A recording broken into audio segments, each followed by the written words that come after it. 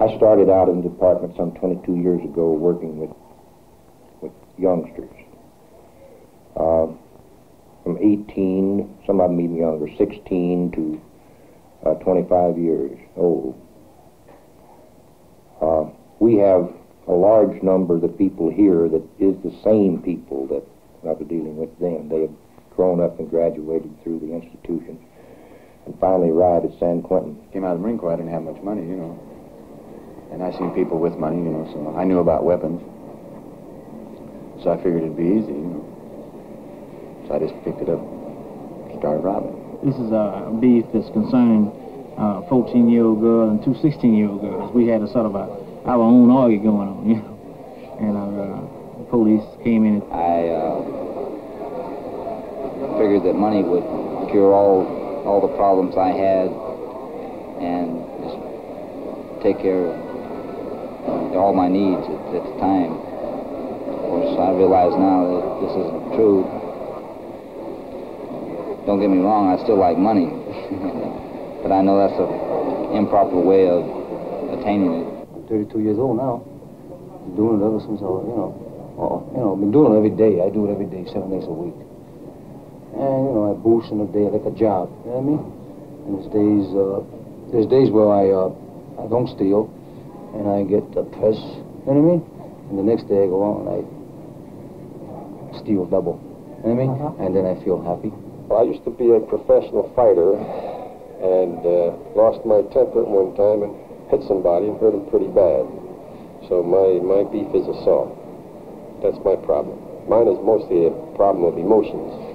Got to the point where I couldn't control my emotions, and as I was told that I'm still capable of hurting someone, in spite of my age, I'm still in good condition and all these other factors, so they decided that they better send me away, hoping that I could learn enough to control my temper. Well, I'm not proud of it, believe me. I regret it. I always have and I always will, but I was at a party and there was drink there, and I was one of the drinkers. This woman was one of the drinkers too, a friend of mine. She was a customer of mine at the station. And everybody else left. We were there. Well, she had a 12-year-old son, and he'd already gone to bed. And during the evening, I'd made a pass at her, and she accepted the pass, so we were just about ready to culminate the scene on the couch, and her son walked in and caught us, and he says, "What are you doing to my mother?" Well, I blew it. I don't know why, but I did.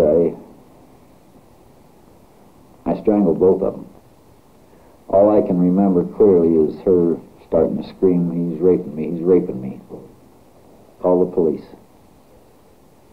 God knows I don't know why I done it.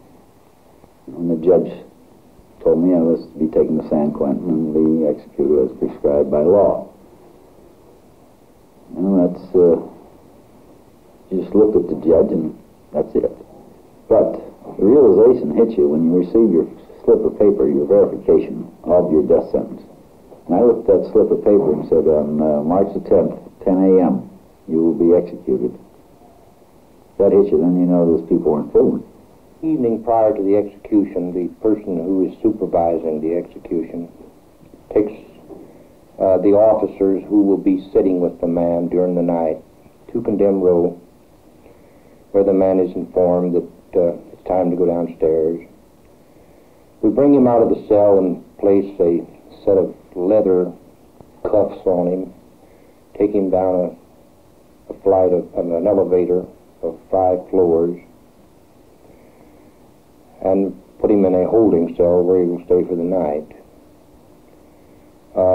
All arrangements that haven't already been made are made at that time. We find out naturally what he wants for his dinner that night, what kind of records, if any, that he wants to listen to, if he wants coffee.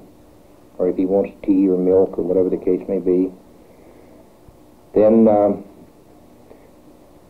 if he hasn't previously done so, we find out his religious preference, who he would like to spend some time with him during the night, if anyone, and notify these people.